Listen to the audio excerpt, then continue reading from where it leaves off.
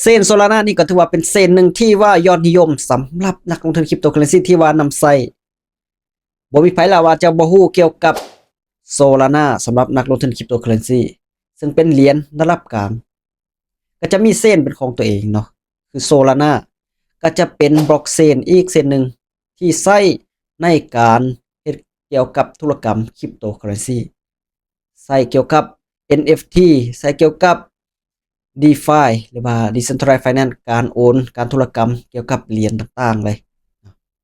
สำหรับการสร้างขึ้นแมนสร้างขึ้นใน Solana Lab อยู่สหรัฐอเมริกาและถูกพัฒนามาถึงปัจจุบันนี้ก็ถือว่ามีอุปสรรคหลายๆครั้งเนาะก็คือว่ามีอุปสรรคหลายๆครั้งนั่นแหละหลายคนก็จะว่าเคยล่มมาหลายครั้งเนาะแต่ว่าตอนนี้ก็ถือว่าพัฒนามาระดับหนึ่งระดับไกลแล้วถือว่าใส่มาตรฐานแล้วเนาะสำหรับข้อดีของมันก็คือ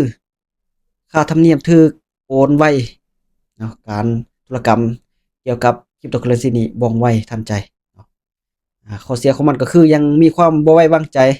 เพราะว่าเคยแต่ก่อนเคยล่มมาก่อนอาจจะยังมีความบ่ไว้วางใจปานใด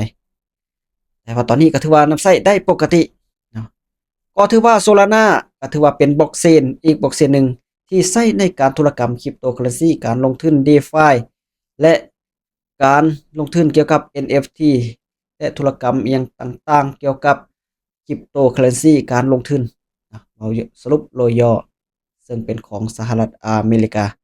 และพัฒนามาตั้งแต่ปี 2017 จนถึงปัจจุบันนี้ก็ยังนำใช้ได้ปกติ